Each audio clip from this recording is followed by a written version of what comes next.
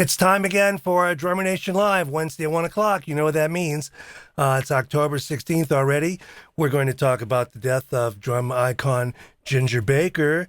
We're going to talk about the Hollywood Drum Show now going on. And today's topic is top 10 essentials for the gigging drummer. Things you're going to need on the gig. You may know, you may not. Let's find out, starting right now.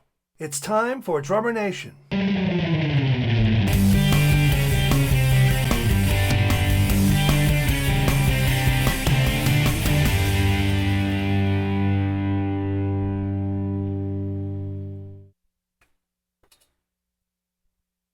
Introducing the Star Festival snare drum from Gary Astridge, a handcrafted and precision replica of the rarest and most iconic of drums, Ringo Starr's 1963 Ludwig Jazz Festival. Each instrument is authorized and hand-signed by Ringo Starr and will benefit his charity, the Lotus Foundation. Our latest innovation has opened the door for all drummers to have the same access as top musicians in the world. Custom cymbals, now available to everyone. Your next sound just got more interesting. Sabian Custom Shop. Hi, this is Stanton Moore. I've been playing and teaching drums for over 30 years. My new site, Stanton Moore Drum Academy, is the perfect online drum learning platform for any level drummer to learn how to play the drums the same way I did. I'm looking forward to seeing a lot of you as subscribers on the site, and I think we're going to have a lot of fun.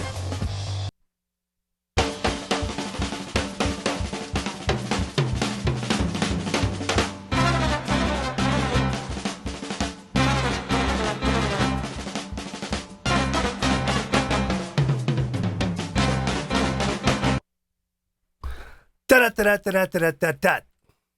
me take that off. Hey, that Bobby Morris book is really cool. You might want to check that out. It's through Hudson Music, and I got it on Kindle. Okay, it's fall finally, right? I mean, it's my new Apple Watch, figuring out how to use, tells me that it's 68 degrees outside. Just 2 weeks ago, it was 90-something degrees, lingering well into October. So we're glad for that. Flannel shirts are on. Spent the day Monday with some friends hiking in the mountain around here, in the mountains. It was great. It was great. So a lot to cover today. Let's get to it. First of all, we want to bemoan and bemoan the death of and celebrate the life of one Ginger Baker. Ginger Baker, I did an interview with Bob Rupp, who gave me this picture, and Rupp was a good friend of his and used to own Rupp's Drum Shop and works for Sabian, but he was Ginger's drum tech for like 10 years. So if you go to the classicdrummer.com website, you can find that interview I did, and he offered a lot of anecdotes and stories about Ginger. We all know Ginger was a piece of work. Like many great artists, he had his ups and his downs and his positives and his negatives. But he was a great drummer, and we commemorate his life on this day as he passed away a week and a half ago or something. Didn't have a show last week because there are 5 Wednesdays in this month, and I decided 4 is enough. 4 is enough. Hey, I got some big news coming up about expanding Drummer Nation, the show, into a network with additional shows and additional hosts. And I'll have more information about that coming up. We're going to get rolling in November, so it's only a few weeks away. Everybody's very busy to try to get this ready on time. Okay. Looking through my notes, that's all I wanted to. Oh, the Hollywood Drum Show is this week. My pal Kerry Crutchfield has a great lineup, and a lot of my buddies are there. I don't go to many of these smaller shows anymore because I don't have a company involved, and I don't have the budget to just go and hang. I wish I did. A lot of my pals are there. I hope they have a great time and a great show. That's the Hollywood Drum Show if you're in L.A., and you got the time. This is, wait a minute, it just passed, didn't it? Sorry about it. This is Wednesday already. My days are whacked. I think it was just this past weekend. So anyway, you can find write-ups and reviews about it all over online. Listen, your comments are welcome. I'm happy to post them if you wish to be included, and I'll respond in real time. Let's talk about the top 10 essentials for the gigging drummer. And I have pictures too. Now, this is not a definitive list by any stretch of the imagination. I've got things talking to me on my main computer that I must get rid of. Here we go. A little easier to pay attention when it's just us. Okay, so this is the top 10 essentials for the gigging drummer. The first one, and every drummer's going to be a little different on this. And if you're a gigging veteran, you don't need this. You know these things. But if you're not, you might want to pay attention. First thing you're going to need is a stick bag. This is one by Vader. Everybody makes them. They come in plastic and leather and everything in between. And you're going to have the sticks you're using on the gig. You see there's a pair of mallets. I see one mallet. Oh, the other one's upside down there, I think. A pair of brushes and some rods. That's pretty much what you want to have in that stick bag. So I didn't make a different category for each one of those. Just suffice it to say stick bag. One other thing that needs its own category is a drum key. You should have a drum key. They make millions of them in different shapes and configurations. I was on a gig once with the Atlanta Percussion Trio. Now, these are three, I was subbing, but there were three drummers on stage and tons of gear, and none of us had a drum key. So you can put one on your keychain, put one in your glove compartment, put one in your stick bag. You'd like to have a drum key with you for tuning. It's kind of something everybody needs. Okay, along the lines of everybody needs, you need to have a rug. Drums, if you set them on the floor, they will crawl on you. The bass drum will take off, the hi-hat will take off. You need to have a drum rug. I don't know who makes this one. You can buy them as drum rugs that roll up and fit into little bags for easier or transport. You can cut a rug out of a larger rug. 4x6 is generally what we need, 4 feet by 6 feet. You can find your own specifications for that. But you should have a rug in your gear. Okay, the next thing I think of is an impact pad. These are from Remo, Falam Slam they're called, and there are bigger ones and littler ones. You can get double ones for double bass drums, or double pedals, but you put that where the bass drum beater hits the bass drum, and it gives a little more attack, a little more impact, and manipulate your drum and the muffling and all that, so where you get the sound you want. Now, how are you going to do that? Well, the other thing you might want to have with you is some zero rings or muffling rings, tone rings. Some companies make those. This is Remo again. And you buy one the right size. It's like a donut that goes on each drum. And if they're not beat up and they lay flat, they don't make noise, and they reduce the ring, the resonance of the head. Beside that, that's a little general, a little more specific. Moon gel. That's little pieces of gooey plastic that stick on the head and come off. You can put as many or as few as you want, anywhere you want them on the head. Take them on, take them off. When they get all dusty and funky, you can just wash them, and they come out just fine. Moon gel and some competing products. Okay, so the next thing I want to think about on the gig is repairs. What if something goes wrong, right? What if something goes wrong? Well, the first thing you should have is an extra snare drum head. I didn't put a picture of that, but you should have an extra snare drum head. You can get away with the snare head breaking. You can get away with maybe even the snares breaking. You can get away with a busted tom-tom head and just ignore it or eliminate it, don't use it. But a snare head, you need to have another one, and you can replace that with a drum key that you have in 3 minutes or something. It doesn't take long to replace a drum head. Now, I've talked to, last summer I had a show I did with some drum techs. Todd Trent and Kevin Chatham were on the road with Poison, and I forgot who the other band was that Todd was teching for. Anyway, I had a nice discussion with them about drum teching and what could go wrong and how they're prepared. And they pointed out, man, the thing that'll shut down the show is a torn bass drum head. You know, when you're playing pop rock music in arenas and sheds, and the bass drum head goes out, it kind of brings an end to everything. It's hard to work around that because it's such a critical part of the music, especially in that genre on a continuing basis. So what do? Well, it's hard to have a bass drum, extra bass drum. These techs, they have another snare drum there. But they're going to just put a new snare drum in front of the guy and then change that head real quick. But you can't do that with a bass drum. The toms are on it. The cymbal stands are around it. There's mics everywhere. You can't just walk up while the guy's playing and say, let's take this bass drum out and put another one in.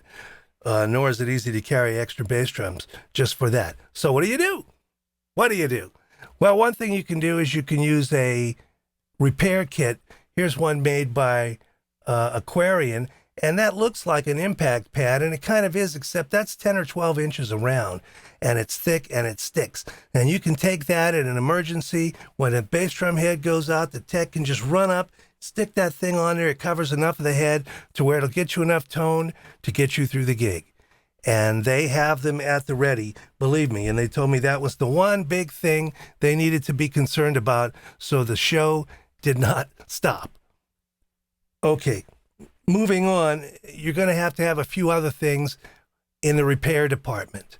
You look around a drum set, and it's got a lot of different things besides drum key slots.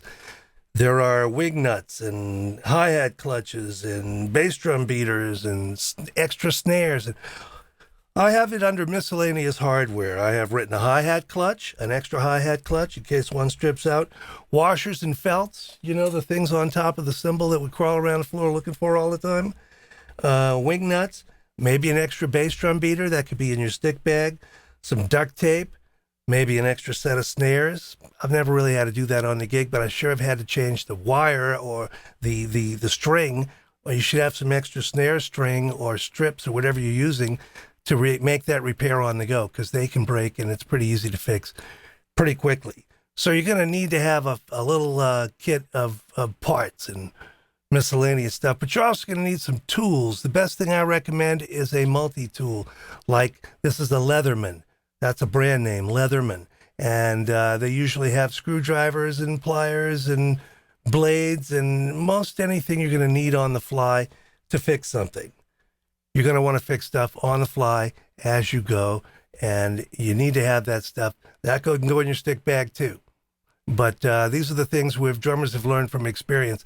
Another one is something to handle a squeak, some kind of lubrication. Years ago we all played the Ludwig Speed King pedal. It's a great pedal, but it had metal on metal parts, and it became nicknamed as the Squeak King. But years ago, I would play that, and I've actually walked into kitchens in restaurants and catering halls and catering facilities, just looking for some oil.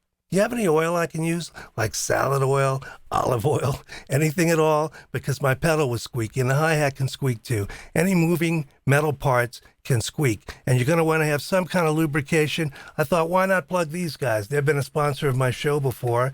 This is Percussion Pedal Lube, made by Synergies. I'm spacing on their name. Sound Synergies, and they make a lot of products. You can have WD-40, you can have some 3-in-1 oil. This is made for the drums. What you want is to have the right viscosity. If you put a thick, gooey oil on there, it's going to collect dust and dirt, and it's going to drip on your pedal or your carpet. It's going to get on your hands when you're trying to play. Find something that gives enough lubrication without a lot of viscosity. Silicone spray, whatever you want. Have something like that at the ready for gigs, because a squeak will drive you nuts. Okay. One other thing, this is a personal item I like. Your comments are welcome, by the way. A portable fan. I've got one on down here right now, right beneath me to my left, like left of the hi-hat stand. You can buy them battery operated. You can buy them bigger. You can buy them smaller. The thing you want to look for is quiet. Are they quiet? Can you hear this one now? It's very quiet, and I also have a noise gate on my channel strip here. Try to keep that hiss out of the recording for the show. But in any event, most drummers would like to have a fan. It has to fit the decor of the gig. If you're on a big stage, nobody cares what the fan looks like. If you're in a fancy club or restaurant or something, they might care. I've even had people complain about the rug. Used to be I'd get rugs wherever I could get them. I would be working at a hotel and they'd be changing the carpet. I'd say, hey man, slice me a 4x6. And I actually went to a gig and they said, no, we can't have that on the stage. So they happen to have a nice Oriental rug. You can have that's pretty, venues usually have Oriental rugs. You can buy them cheap, machine made. And they're hard to carry is the thing. So how do you carry all this stuff? You're going to want to have cases. You're going to want to have cases for all your stuff. And if you look, these come in a lot of varieties too. The thing on the bottom is a stand case. That you're going to have something like that for these stands. And they come in a million varieties, long and squat or tall, or bags for hardware bags. These are molded plastic cases. They also come as soft bags with various amounts of padding. You get fiber cases, the old kind. I've used those without problem. But you want to put your stuff in cases or bags or something if you're gigging. If you're taking your stuff from your bedroom to your buddy's house for rehearsal, carefully in your car, you can get away with that. But another reason you need cases is because you oftentimes only can make one trip. You're going to be parking in a loading zone. You might have your flashers on. You might have a cop who's let you park there for a second to unload, took mercy on you. You might be in a funky neighborhood. You're not going to necessarily be able to make trips. You want to have something that allows you to do it all at once. So every drummer has his own or her own agenda as to how to manage all this stuff. But once you get all your drums and cymbals and sticks and everything you need on the bandstand, you also need to think about what you're going to have to move this stuff around. Cases, bags, something, and a multi-cart that folds so that everything goes in your car or truck and everything gets on this cart. I like to do it in one trip. I use bungee cords and put the cymbal case or bag or everything, the rug, the whole bit, kit and caboodle, stick bags, everything you need on one cart to roll in at one time. That's going to save you your back, and it's going to save a lot of hassles of where you can leave your car, where you can leave your stuff, who's in charge of it, what happens if somebody rips it off, you're out. So, that's the last thing I would recommend. Well, also, I said bungee cords, but when I was on the Miller Band, the leader said to me, hey, kid, get yourself some cotton gloves. We didn't have to. I had to do some setup. The guys moved the tubs, moved the cases. But not a bad idea. Took that to heart and kept it all this time. I'm going to show up at a gig with a real kit, no stupid stuff that's dumbed down because it's just a gig and I don't want to carry it. Fix it so you can take a real kit on a cart, one trip, bungee it in, put your gloves on, go in, set up. Okay, then and you're set. All right, that's all I have on the list. One more pet peeve for me is what do you do with your cases once you set up? That can be difficult. Sometimes, sure, gentlemen, just put your cases over there or put them in the wings if you're on a stage. But sometimes it's a small spot, it's a club, it's a restaurant, and they say, well, we don't have any place to put your cases. Why don't you put them back in your car? And my answer always is because the guy who breaks the window to steal them doesn't know they're empty. So a pet peeve of mine is where do you put the cases when you're playing the gig? And I've actually been on a gig where a real expensive cart, the tubular aluminum things that are giant with big wheels and they fold up small, $300 cart was stolen. So even your cases can be stolen. You have to be careful about that. Okay, let's hear from the rest of our sponsors, and I'll be right back.